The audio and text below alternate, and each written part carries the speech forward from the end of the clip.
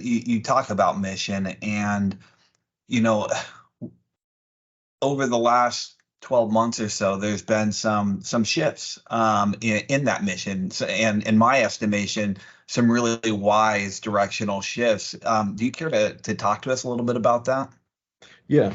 So one thing to clarify, I don't believe our mission has changed, only how we've gone about it.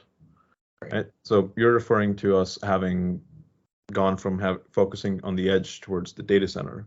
Mm-hmm. And as you well know, Justin, one of the curses of being a founder is that you're optimistic. You see the world for what it could be, not for what it is. And I had a very strong feeling about the robotics world because I do believe in the potential of robotics, only when it's fully integrated with AI. But that just wasn't happening in the time frame that I was hoping it would. So I took an honest look at the workloads, the problem space, where the workload is going, how they would get adopted, and where would they have the largest impact. And I came to a bunch of interesting realizations that led me to rethink the market. And I started talking to other AI engineers at the time as well to get their read on what I was saying.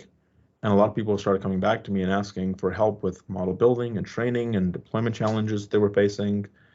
And I took a look at the models that we're building and the amount of compute being used for training, and then trying to scale that model for inference and the rate of progress at which things were happening in the model side.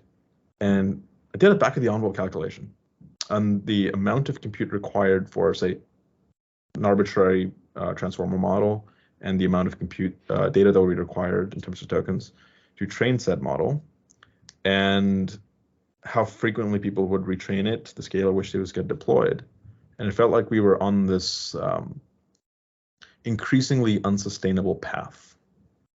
And compute was not progressing at the rate at which it needed to address that. And we were already building a general purpose accelerator for the edge to do all things robotics and AI.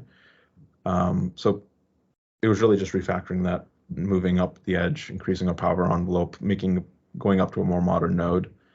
But the shift felt pretty natural. I think it's the right one.